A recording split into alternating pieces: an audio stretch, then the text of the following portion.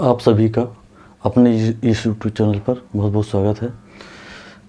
जैसा कि हम सभी लोग इसके पूर्व भी इन्वायरमेंटल कंडीशन या इन्वायरमेंटल एजुकेशन के बारे में पढ़ा गया था, और आज विशेष रूप से जो पढ़ेंगे वो एजुकेशन का एक महत्वपूर्ण पार्ट है, जो पेपर्स में आए हुए ही प्रश्नावली हैं, और कह सकते हैं कि यह एक ऐसी प्रश्नावली है जिसके माध्यम से हम लोग विशेष रूप से इसके तथ्यात्मक ज्ञान को जान सकते हैं, समझ सकते हैं और अपने विचारों में धारण भी कर सकते हैं। कहा जा सकता है कि यह एक ऐसी प्रवृत्ति है, एजुकेशन या शिक्षा शास्त्र की अवधारणा की एक ऐसी प्रवृत्ति है जिसके माध्यम से मानव की क्रियाओं का भी हम विस्तृत अध्ययन करते हैं, और कह सकते हैं कि एक प्रकार की जो एजुकेशन की अवधारणा है वो इस अवधारणाओं को पूरित करने के लिए हम सभी लोग इसकी प्रश्नावली का इस्तेमाल भी करते हैं। कह सकते हैं कि यह पेपर्स तो संबंधित है ही है, प्लस आम जनजीवन से भी संबंधित है, क्योंकि ये एजुकेशन साइकोलॉजी या चाइल्ड डेवलपमेंट एंड एजुकेशन के बारे में बताने या समझाने का प्रयास भी करता है। तो इसी क्रम में आज हम सभी लोग ध्यान से समझने का प्रयास करेंगे जो कि इस वाइट बोर्ड पे दर्शाया गया है, और कहा जा सकता है कि यह एक ऐसी अवधारणा है जो कि मानव या बालक के विकास के क्रम को निर्धारित करता है। तो इसमें जो प्रश्नावली दी गई है वो पेपर्स में आए हुए प्रश्नावली हैं, और इसके बारे में हम लोग ध्यान से जानेंगे, समझने का प्रयास भी करेंगे। अगर आप चैनल पर नए हैं तो इस चैनल से जुड़ने का प्रयास करिए, और चैनल से जुड़े भी, क्योंकि कहीं ना कहीं नोटिफिकेशन आपको तत्काल में या प्रभाव में प्राप्त होगा, जिसके माध्यम से आप इसके बारे में जानकारी या सूचनाएं प्राप्त कर सकते हैं। ज्ञान कह सकते हैं कि एक प्रकार की जो ये अवधारणा हम लोग एजुकेशन में पढ़ते हैं, ये आम जनजीवन या बालक के विकास या बालक के मस्तिष्क से जुड़ा हुआ एक निर्धारित क्रम होता है। तो आज हम सभी लोग पढ़ेंगे एक न्यू चैप्टर आता है, वो कहा जा सकता है कि चैप्टर के अंतर्गत जो इसमें जो पार्ट्स दिए गए हैं, जो इसमें क्वेश्चंस दिए गए हैं, उसी के बारे में हम लोग पढ़ेंगे।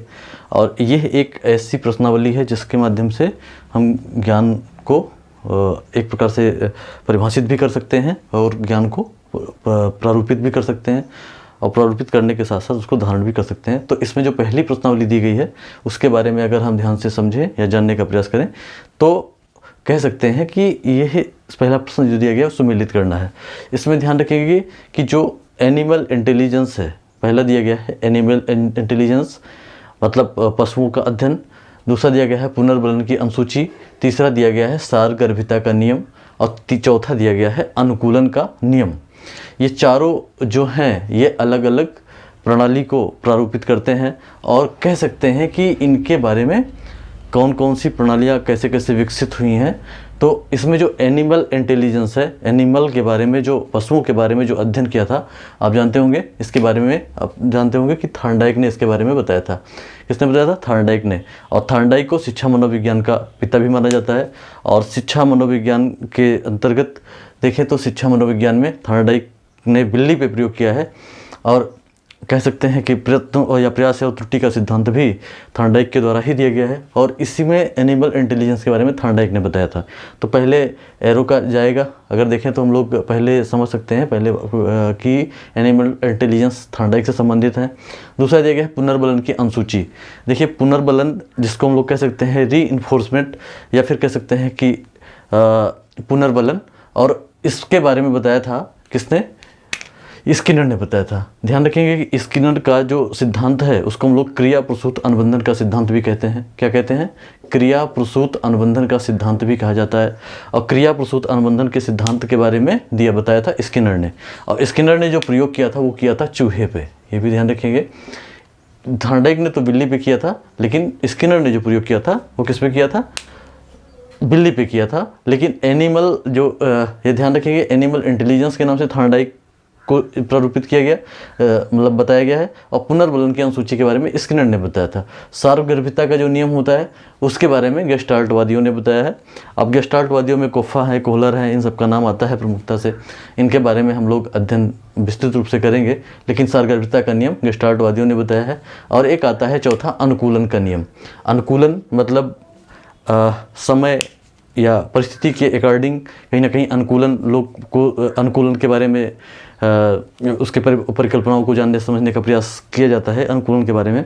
और कहीं ना कहीं या समय की परिस्थिति के अकॉर्डिंग हम लोग अपने आप को अनुकूलित या कह सकते हैं कि एक प्रकार से एक क्रियाओं के अंतर्गत या दूसरी क्रियाओं में जाना या एक स्थान से दूसरे स्थान पे जाना या एक वस्तु को दूसरे वस्तुओं से तुलनात्मक अध्ययन करना और अध्ययन करने के साथ साथ उसमें इक्वलिटी और अनुकूलता के बारे में जानने समझने का प्रयास करना, ये कहीं ना कहीं अनुकूलन के नियम को दर्शाता है। और सेम इस अनुकूलन के बारे में बताया था जीन पियाजे ने। जीन पियाजे का नाम आप जानते होंगे, इन्होंने संज्ञानात्मक विकास के बारे में भी बताया है। संज्ञानात्मक के बारे में बताया है किसने? जीन पियाजे ने। जीन पियाजे की थ्योरी ऐसी है कि उनकी प्रणाली को अगर हम लोग ध्यान से समझें और जाने तो इन्होंने मानव विकास की 4 अवस्थाएं बताई हैं। ये भी ध्यान रखेंगे कि जो जीन पियाजे हैं इन्होंने मानव विकास की 4 अवस्थाओं के बारे में बताया है। और इसमें जो 4 अवस्थाएं हैं उन 4 अवस्थाओं के बारे में अगर हम समझें तो कह सकते हैं कि सभी अवस्थाएं यह अलग अलग प्रकार से वर्क करती हैं। इसमें एक चीज़ ये भी ध्यान रखेंगे कि जो पियाजे का संज्ञानात्मक विकास है उसको हम लोग कॉग्निटिव डेवलपमेंट के नाम से भी जान सकते हैं। कॉग्निटिव डेवलपमेंट के नाम से भी जाना जा सकता है संज्ञानात्मक विकास को।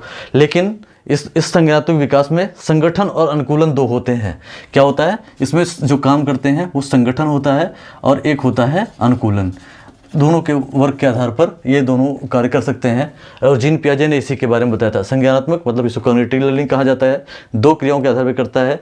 एक तो होता है संगठन, दूसरा होता है अनुकूलन।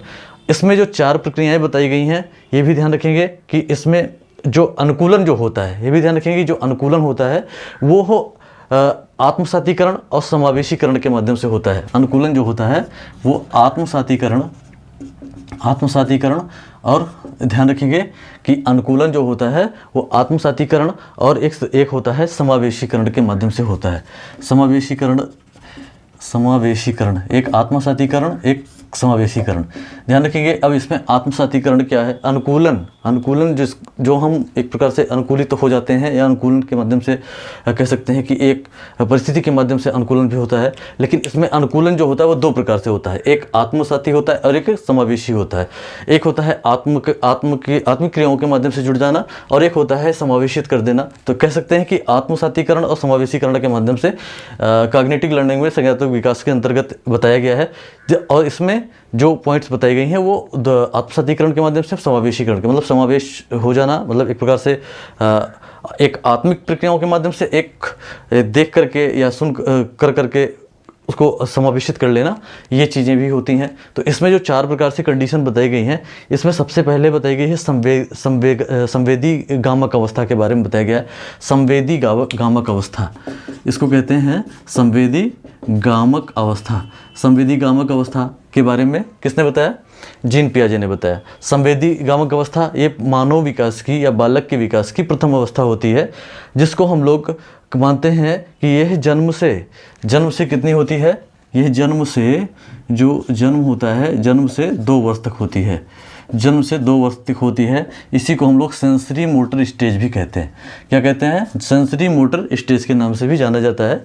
जन्म से 2 वर्ष की अवस्था को मानते हैं। ये भी ध्यान रखें कि जीन पियाजे हम सभी के लिए इम्पोर्टेंट है और इसीलिए इसके बारे में हम विशेष रूप से बताने का प्रयास कर रहे हैं। तो संवेदी गामक अवस्था के बारे में अगर समझें तो बालक जब जन्म लेता है उसके 2 वर्ष तक ही संवेदी गामक अवस्था होती है। इसी को हम लोग सेंसरी मोटर स्टेज के नाम से जानते हैं।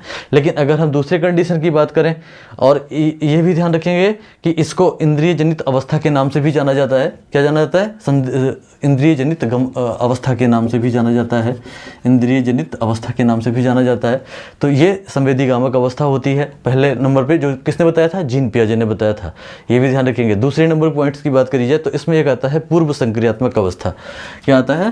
पूर्व संक्रियात्मक अवस्था। पूर्व संक्रियात्मक अवस्था के बारे में ध्यान रखेंगे। पूर्व संक्रियात्मक अवस्था यह किसने बताया? देखिए ध्यान रखिए कि कभी कभी पूछा गया है कि संवेदीगावक अवस्था के बारे में कौन से मनोवैज्ञानिक ने बताया, तो संवेदीगावक अवस्था के बारे में जीन पियाजे ने बताया। पूर्व संक्रियात्मक अवस्था के बारे में किसने बताया, तो पूर्व संक्रियात्मक अवस्था के बारे में किसने बताया है, जीन पियाजे ने ही बताया है। इसकी जो एज मानी जाती है वो 2 से लेकर के, क्योंकि ये 2 पे ख़त्म हुआ था, 2 से लेकर के 7 वर्ष तक होती है। पूर्व संक्रियात्मक अवस्था 2 से लेकर के 7 वर्ष तक मानी जाती है, जो कि कह सकते हैं पूर्व संक्रियात्मक अवस्था के नाम से जानी जाती है। इसी को हम लोग अगर अंग्रेजी में देखें तो कह सकते हैं प्री ऑपरेशनल स्टेज भी कहा सकता है, प्री ऑपरेशनल स्टेज भी कहा सकता है, प्री ऑपरेशनल स्टेज भी इसको कहा जाता है। ये भी ध्यान रखेंगे पूर्व संक्रियात्मक अवस्था को। तीसरा अगर देखें तो मूर्त संक्रियात्मक अवस्था कहा जा सकता है। मूर्त संक्रियात्मक अवस्था, मूर्त संक्रियात्मक अवस्था के नाम से भी जाना जाता है। अब मूर्त संक्रियात्मक अवस्था, इसी को हम लोग ठोस संक्रियात्मक अवस्था भी कहते हैं, ठोस संक्रियात्मक अवस्था। अब ये भी ध्यान रखिएगा मूर्त अमूर्त 2 होते हैं। एक वैसे ध्यान रखेंगे कि मूर्त अमूर्त 2 होते हैं, लेकिन एक कह सकते हैं कि एक प्रकार से जो बुद्धि बताई जाती है, इंटेलिजेंस, आप जानते होंगे कि इंटेलिजेंस की एक परिभाषा वुडवर्थ ने बहुत महत्वपूर्ण है दी है। उन्होंने बताया था intelligence is the way of acting, बुद्धि कार्य करने की एक प्रकार की विधि है। लेकिन अगर हम यहाँ पे बात करते हैं तो मूर्त संक्रियात्मक अवस्था के बारे में जीन पियाजे ने बताया है। लेकिन अगर हम इसमें और भी तुलनात्मक डीपली समझने का प्रयास करें तो अमूर्त चिंतन की योग्यता भी परिभाषा में बताया गया कि अमूर्त चिंतन की योग्यता ही कह सकते हैं एक प्रकार की शिक्षा होती है, टर्मन ने बताया था, तो ये भी ध्यान रखेंगे। लेकिन दूसरी नंबर चीज़ है कि जो मूर्त अमूर्त और सामाजिक बुद्धि होती है वो बताया था थर्डाइक ने। 3 देखा जाए तो इसमें मूर्त अमूर्त और सामाजिक बुद्धि जो होती है 3 प्रकार की होती है, मूर्त अमूर्त और सामाजिक होती है। ये भी बड़ा पूछा गया प्रश्न है, तो इसको भी ध्यान रखेंगे, क्योंकि ये है मूर्त संक्रियात्मक अवस्था जो होती है उसी को ठोस संक्रियात्मक अवस्था के नाम से जानते हैं। और कह सकते हैं कि इसको हम लोग कंक्रीट ऑपरेशनल स्टेज के नाम से जानते हैं, कंक्रीट स्टेज के नाम से जानते हैं। और इसको हम कह सकते हैं कि 7 वर्ष से लेकर के 12 वर्ष तक इसका एज निर्धारित है।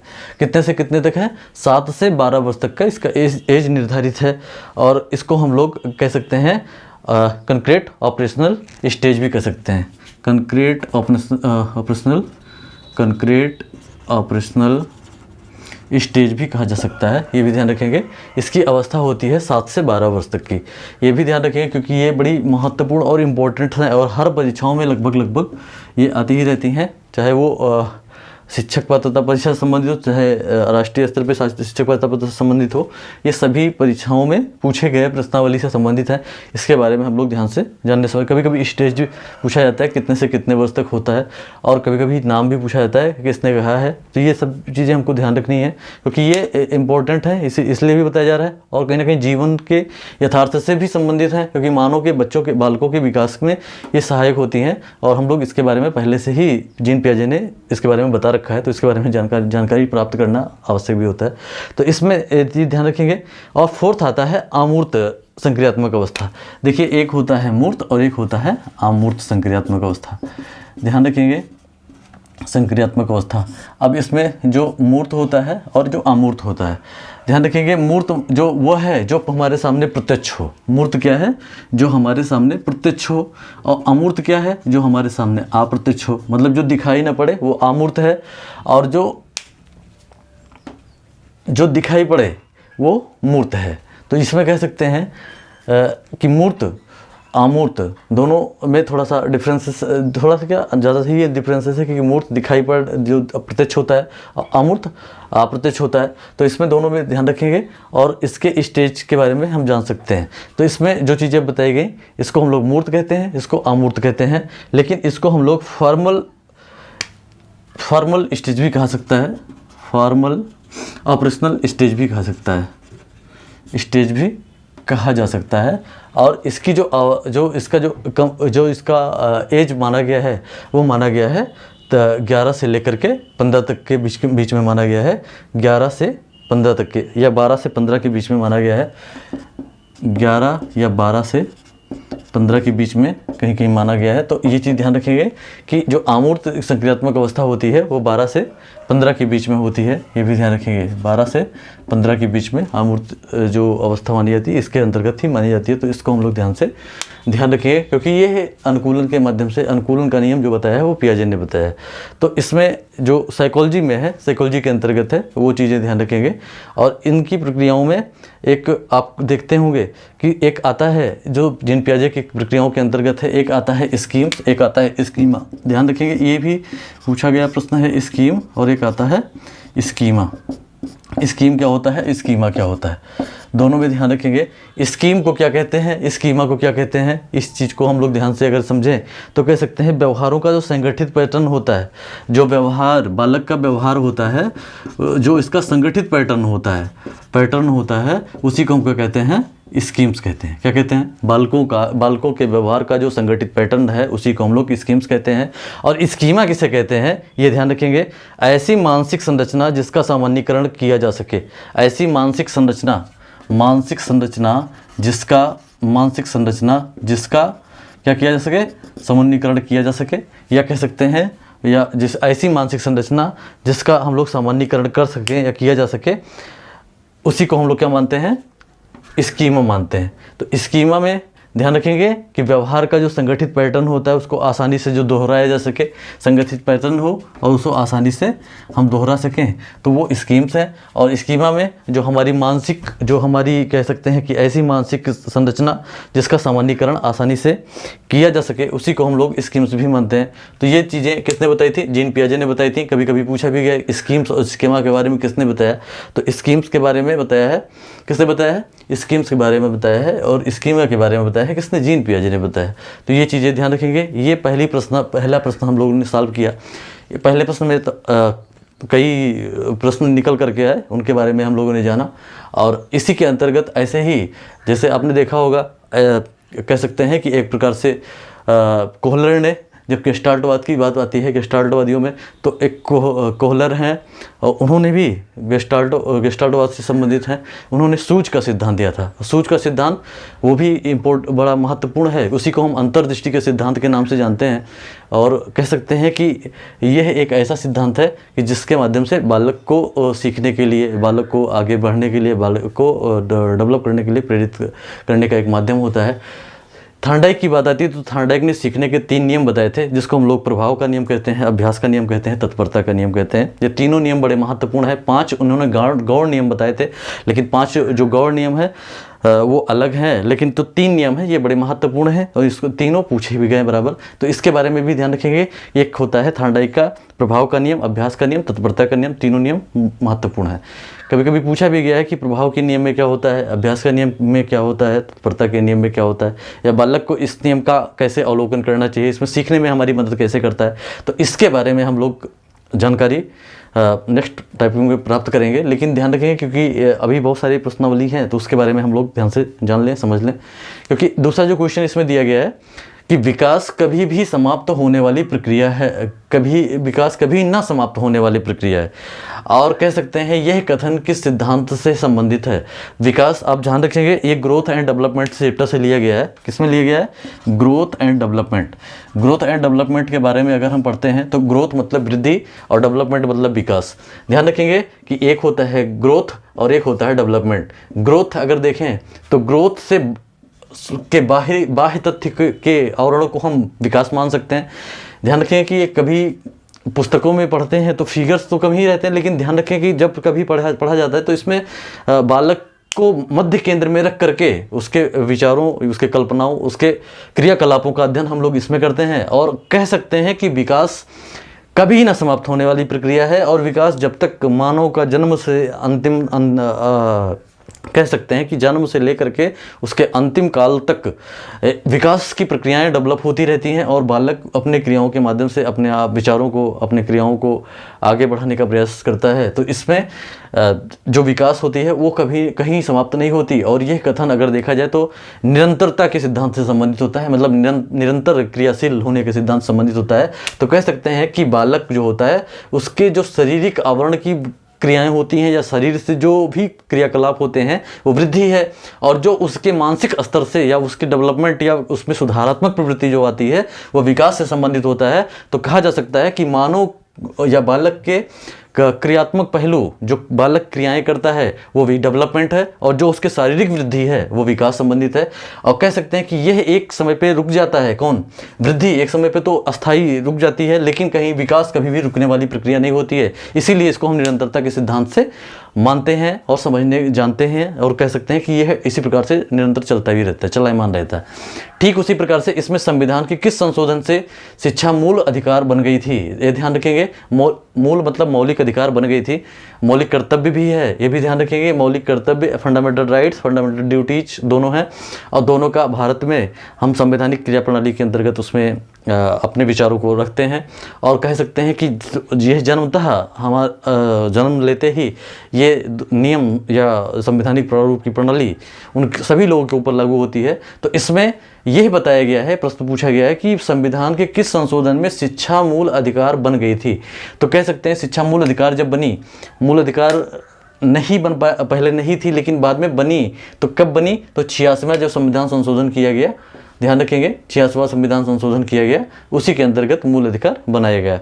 और इसमें जब मूल अधिकार बनाया गया तो 6 से 14 वर्ष तक के बालकों के लिए निःशुल्क अनिवार्य शिक्षा का प्रबंध भी किया गया है, ये भी ध्यान रखेंगे, 6 से 14 वर्ष तक के बालकों का। और ये भी ध्यान रखेंगे कि महात्मा गांधी के अनुसार 7 से 13 वर्ष तक था संभवतः, लेकिन ध्यान रखेंगे कि इसमें महात्मा गांधी ने जो बताया वो अलग है डिफरेंस, क्योंकि महात्मा गांधी की उनकी जो उन्होंने वर्धा शिक्षा योजना के अंतर्गत शिक्षाओं को डेवलप किया था, और वर्धा शिक्षा जो जुड़ी थी वो प्राथमिक शिक्षा से जुड़ी हुई थी, ये भी ध्यान रखेंगे। और ये वर्धा जो है, वर्धा शिक्षा है, ये वर्धा नामक स्थान पे एक प्रकार सम्मेलन हुआ था, उसी के नाम से वर्धा शिक्षा है। लेकिन ध्यान रखेंगे उनकी जो प्रणाली थी वो 6 से 14 ना होकर के 7 से 13 के अंतर्गत थी, तो उसमें ध्यान रखेंगे। और फिर इसमें जो 86वां संविधान संशोधन हुआ उसी के अंदर इसको तैयार कर लिया गया, मूल अधिकार बना लिया गया। अब प्रेरणा मतलब बन गई थी 86वें संविधान संशोधन के अंतर्गत। अब प्रेरणा में मूल प्रवृत्ति सिद्धांत के प्रतिपादक कौन है। अब प्रेरणा, ये भी ध्यान रखेंगे, अब प्रेरणा को हम लोग अंग्रेजी में क्या कहते हैं, इंग्लिश में कहते हैं मोटिवेशन। अब प्रेरणा ध्यान रखेंगे, अभी प्लस प्रेरणा मतलब स्वयं की प्रेरणाओं के माध्यम से जो हमारी मूल प्रवृत्ति के सिद्धांत का जो प्रवृत्ति, अब जानते होंगे मूल प्रवृत्तियाँ, बालक में मूल प्रवृत्तियाँ होती ही हैं एक। तो इसमें जो मूल प्रवृत्ति के बारे में मैकडूगल ने बताया है, ये भी ध्यान रखेंगे। कोल व ब्रूस ने संवेगात्मक विकास का अनोखा काल कहा है। किसने कहा है अनोखा काल, तो ये भी ध्यान रखेंगे कि बाल्यावस्था को कहा गया है अनोखा काल। लेकिन किसको कठिन काल कहा गया है, ये भी बड़ा पूछा गया है। कठिन काल, ध्यान रखेंगे कठिन काल किसने कहा है, तो कठिन काल किसने कहा था, किलपैट्रिक ने कहा था। ये भी ध्यान रखेंगे कि कठिन काल किसको कहा गया है, किलपैट्रिक ने कहा है। लेकिन ये एक और प्रश्न है, जीवन का अनोखा काल तो पूछा गया और कठिन काल भी हो गया, लेकिन आदर्श काल किसने कहा, तो वैलेंटाइन ने कहा था। ये भी ध्यान रखेंगे, वैलेंटाइन ने कहा था, किसको, आदर्श काल बताया था। तो ये भी ध्यान रखेंगे, आदर्श, अनोखा, कठिन 3 काल होते हैं, आदर्श, अनोखा और कठिन। तो आदर्श किसने बताया, आदर्श बताया था किसने, वैलेंटाइन ने। और अनोखा किसने बताया, कोल एंड ब्रूस ने। लेकिन जो आपका कठिन काल है उसको किशोरावस्था को बताया जाता है, या कह सकते हैं कि जो बालक 13 to 19, या फिर कह सकते हैं कि 12 to 18। तो ये भी चीज़ें हैं कि इसके अंतर्गत जो होते हैं उसको कठिन काल माना जाता है। इसको लिख करके भी समझ सकते हैं। जो आप देखते होंगे कि 0 से 6 वर्ष तक की अवस्था होती है, इसको हम लोग कह सकते हैं कौन सी अवस्था, शैशवावस्था। 6 से 12 वर्ष तक की अवस्था को क्या कहते हैं, बाल्यावस्था। 12 से 18 तक की अवस्था को क्या कहते हैं, किशोरावस्था। ये 3 अवस्थाएं हमारे लिए इम्पोर्टेंट हैं। और इसको जो शैशवावस्था है इसको आदर्श बताया गया है, और जो बाल्यावस्था है इसको बाल्यावस्था को क्या बताया गया है, इसको बताया गया है कौन सा काल, देखो जैसे इसमें लिखा हुआ है कौन सा काल बताया गया था, अनोखा काल बताया गया था। आदर्श बताया गया था, अनोखा बताया गया था, और किशोरावस्था को कठिन काल बताया गया है। इसको बताया किलपैट्रिक ने, इसको बताया कोल एंड ब्रूस ने, इसको बताया वैलेंटाइन ने। तीनों को ध्यान रखेंगे, तीनों में से बराबर क्वेश्चन रहते हैं तो आते ही रहते हैं, तो ये चीज़ें भी ध्यान रखेंगे। उसके बाद में किसने बहुविवात्मक प्रज्ञा का प्रत्यय दिया था, तो गोलमैन ने दिया था। ये भी ध्यान रखेंगे कि किसने बहुविवात्मक प्रज्ञा का प्रत्यय दिया था, तो गोलमैन ने बताया था। डिस्लेक्सिया से या डिस्लेक्सिया में यह करने में कठिनाई होती है कि पढ़ने में और वर्तनी में या ग्राफ्स देखिए ध्यान रखेंगे कि जो डिसलेक्सिया होता है उसमें यह करने में कौन सी चीज़ें क्रियाकलाप में कठिनाइयाँ हो जाती हैं, तो पढ़ने में हमको कठिनाई होती है। लेकिन डिसकैलकुलिया में हमको गणित से समस्याएं हो जाती हैं, गणित की दिक्कतें हो जाती हैं। और डिसग्राफिया के अंतर्गत अगर हम देखें तो उसमें लेखन संबंधी समस्याएँ हो जाती हैं। तो ये चीज़ें भी ध्यान रखेंगे। तो डिसलेक्सिया के बारे में पूछा गया था, डिसलेक्सिया पढ़ने में संबंधित होता है। इसमें ध्यान रखेंगे कि जो एक कक्षा है उसमें बच्चों को प्रश्न पूछने के लिए हमको क्या करना चाहिए, या टीचर को क्या करना चाहिए। ध्यान रखेंगे कि कक्षा में या बाल शिक्षक को कक्षा में बालकों से प्रश्न पूछने के लिए उसको कैसी प्रणाली या क्या कौन से क्रियाकलाप करना चाहिए, तो उसको बालक को प्रेरित करना चाहिए। पुनर्बलन का सिद्धांत कहते हैं, या ध्यान रखेंगे पुनर्बलन रीइंफोर्समेंट का सिद्धांत, या कह सकते हैं कि एक प्रकार से स्किनर के सिद्धांत को हम लोग क्या कहते हैं, पुनर्बलन का सिद्धांत कहते हैं। पुनर्बलन के सिद्धांत के बारे में किसने बताया था, क्रिया प्रसूत अनुबंधन के सिद्धांत को माना गया है। और एक चीज़ ये भी है कि चूहे पे जब प्रयोग किया गया तो उसमें बार बार पुनर्बलन करने की प्रक्रियाएं निकल करके आती रहीं, इसीलिए इस सिद्धांत को हम लोग मान सकते हैं कि पुनर्बलन के सिद्धांत के प्रणाली को डेवलप किया। और इसके बारे में स्किनर ने सबसे पहले जो स्किनर थे उन्होंने विशेष रूप से इसके बारे में रिसर्च किया है, और कह सकते हैं कि इन्होंने पुनर्बलन के सिद्धांत को बताने और समझाने का प्रयास भी किया है। तो बच्चों की जो वृद्धि होती है वो मुख्यतः किससे संबंधित होती है, बच्चों की जो वृद्धि होती है, बालक की जो वृद्धि होती है वो किससे संबंधित होती है, तो वो अंतः प्रज्ञा अवस्था से संबंधित होती है। ये भी ध्यान रखेंगे कि जो बालक की वृद्धि होती है वो अंतः प्रज्ञा के माध्यम से संबंधित होती है, ये भी चीज़ें ध्यान रखेंगे। और मॉरिसन के शोध स्तर के शिक्षण प्रतिमान के बारे में कह सकते हैं कि कौन कौन सी प्रक्रियाएं हुई हैं।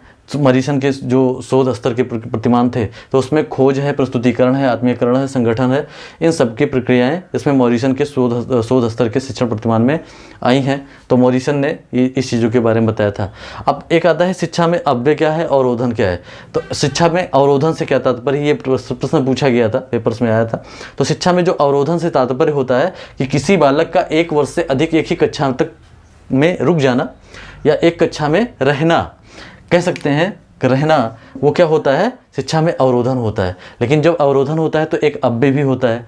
ध्यान रखेंगे प्राथमिक स्तर पे जब ये पूछा जाता है तो बड़ा पूछा गया है कि ये शिक्षा में अव्यय अवरोधन किस समिति से संबंधित है। तो शिक्षा में जो अव्यय अवरोधन होता है वो हरटांगी समिति से संबंधित है, ध्यान रखेंगे ये आया था।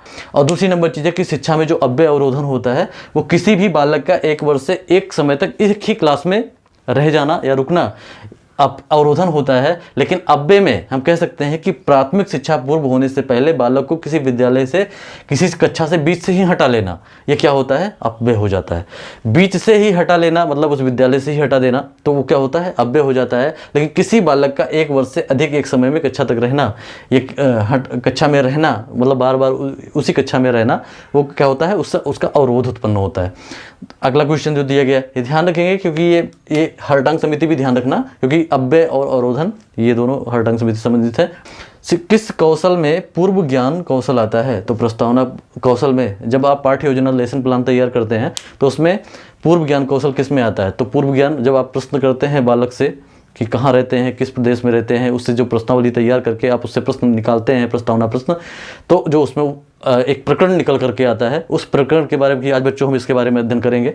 तो उसमें ये निकलता कब है, जब हम पाठ्य योजना में पूर्व ज्ञान कौशल को उसके बालक से जानकारी प्राप्त कर लेते हैं पूर्व ज्ञान के बारे में, तो हम प्रस्तावना कौशल का इस्तेमाल करते हैं और कह सकते हैं कि ये प्रस्तावना कौशल वाले प्रश्न से संबंधित होता है।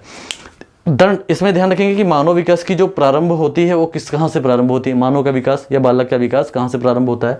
तो बालक का विकास ध्यान रखेंगे, इसमें हमने विकास बताया था, एक वृद्धि होता है एक विकास होता है। ध्यान रखें कि बालक जब गर्भावस्था में होता है तभी से उसका विकास प्रारंभ हो जाता है, क्योंकि उसके मन मस्तिष्क क्रियाएं तब से प्रारंभ हो जाती हैं, उसी के माध्यम से ये डेवलप होता है। अगला क्वेश्चन दिया गया है कि एक पेपर पुस्तक का नाम पूछा गया कि दी कंडीशनिंग ऑफ ए लर्निंग पुस्तक के लेखक कौन है। तो इसमें ध्यान रखेंगे कि दी कंडीशनिंग ऑफ लर्निंग पुस्तक के लेखक R.M. गैने हैं, ये भी ध्यान रखेंगे। और अगला क्वेश्चन दिया गया है कि किशोरा अवस्था बड़े तूफान, तनाव और हमला व विरोध की अवस्था मानी जाती है, ये किसने बताया है या किसने कहा है। तो ध्यान रखेंगे इसके बारे में स्टेनले हॉल ने बताया है। जो किशोरावस्था होती है, एडोलसेंस की अवस्था होती है, इसी के बारे में बताया था। किशोरावस्था को किसने कहा था, कठिन काल, तो किलपैट्रिक ने कहा था। और किशोरावस्था बड़े तूफान, तनाव, उमंग की अवस्था भी मानी जाती है, कभी कभी उमंग भी लिखा रहता है। तो ये ध्यान रखेंगे ये किशोरावस्था जो है ये किसने बताया था, स्टैनले हॉल ने बताया था, लेकिन ये विरोध की अवस्था भी मानी जाती है, तो स्टैनले हॉल ने ही बताया। दूसरी नंबर चीज़ है कि इसी को हम कहीं कहीं लिखा रहता है 13 to 18, मतलब टीन एज भी कहा जाता है, और 13 to 19 लिखा रहता है, और एक लिखा रहता है 12 to 18, 12 से 18 वर्ष। तो इसको भी हम कह सकते हैं कि किशोरावस्था के अंतर्गत आता है। तो इसमें ये सभी चीज़ें हम लोगों को ध्यान रखनी है, क्योंकि किशोरावस्था के बारे की परिभाषा को पूछा गया है, और इसमें स्टैनले हॉल ने इसके बारे में बताया था। जैसे आप ध्यान रखेंगे कि जैसे ये परिभाषा दी गई है, एक स्वामी विवेकानंद की परिभाषा भी बड़ी पूछी जाती है कि बालक की अंतर्निहित पूर्णता की अभिव्यक्ति ही, बालक की अंतर्निहित पूर्णता की अभिव्यक्ति ही शिक्षा है। किसने बताया था, तो स्वामी विवेकानंद ने बताया था। ये बड़ी अच्छी परीक्षाओं में पूछी गई, मतलब सभी परीक्षाओं में पूछी गई लगभग प्रश्नावली है कि स्वामी विवेकानंद ने जो बताया था कि मानव या बालक की विकास की अंतर्निहित पूर्णता की अभिव्यक्ति ही क्या है, शिक्षा है। तो ये भी चीज़ें ध्यान रखेंगे। और जो भी प्रणाली है कह सकते हैं कि यह है परिभाषाओं के माध्यम से डेवलप होती है। सूक्ष्म शिक्षण में भारतीय प्रतिमान में समय लगता है। देखिए, सूक्ष्म शिक्षण जो होता है वो भारतीय जो क्रियाकलाप होते हैं उसमें 36 मिनट का समय लगता है, ध्यान रखेंगे।